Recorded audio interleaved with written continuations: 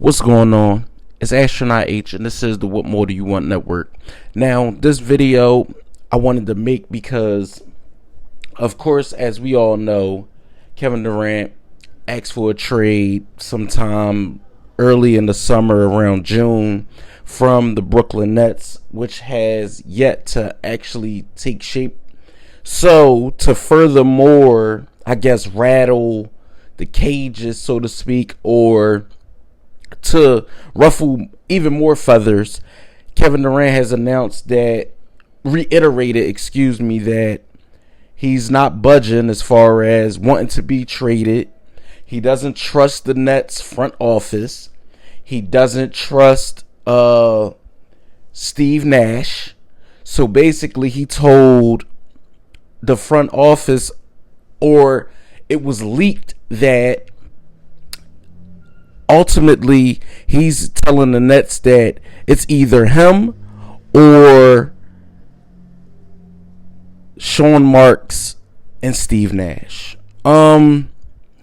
Honestly, with me, I'm gonna say this first and foremost, that I don't know if I said this on this platform, but in my opinion, this is just another selfish move by Kevin Durant, because honestly, I don't see this changing the way things will go.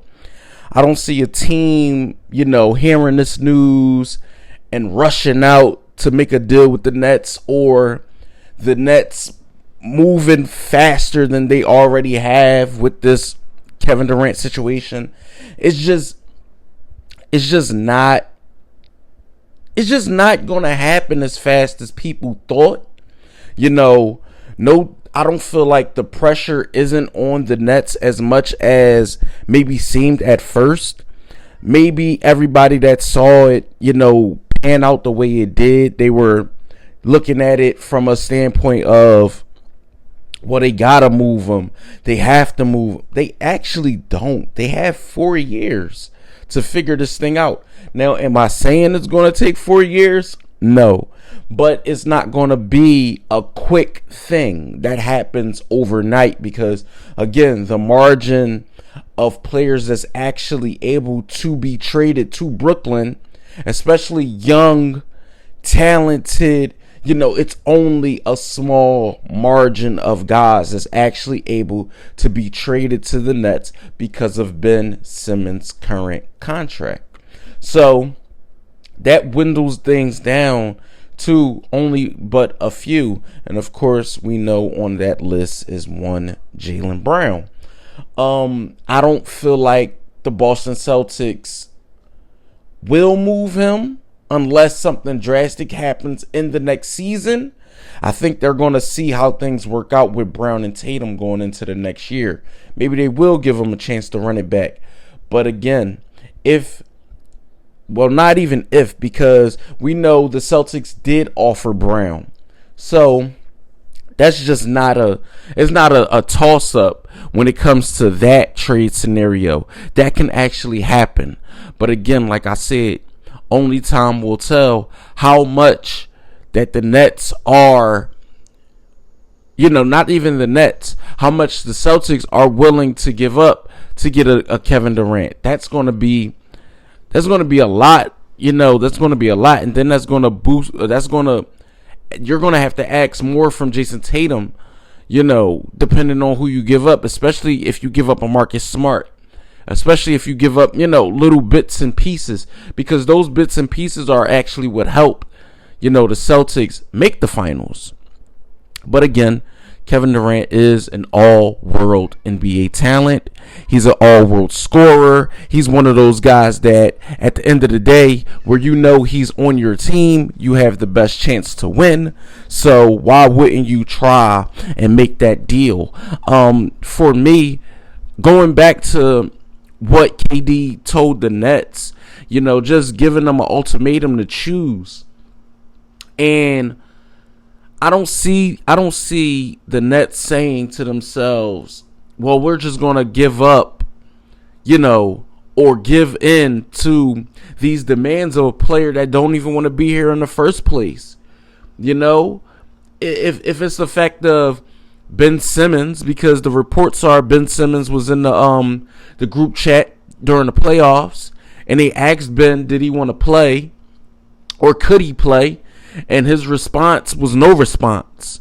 He basically left the group chat, and that turned a lot of guys off with the Nets. One being Kevin Durant mainly. I really don't see this working, with KD and with the Brooklyn Nets. I think the relationship is broken. I think that, going forward, they're going to have to find something that makes sense as far as a trade. But again, ever since what happened with the Minnesota Timberwolves and the Utah Jazz with Rudy Gobert and how that trade panned out, I don't think the Nets want anything less. And we're talking about Kevin Durant compared to Rudy Gobert. You're, as a franchise, you're going to want way more. I mean, for the Timberwolves to get 5 players and 5 picks for Rudy Gobert, the Nets asking price for KD, I know, is nothing less than a top 10 player, as well as other pieces and picks. And like I said, the market is narrow for that kind of trade. But only time will tell. Like I said, the KD giving this team an ultimatum basically just puts the writing on the wall, so to speak. Just puts things into even more perspective as far as where things are going to go in the future.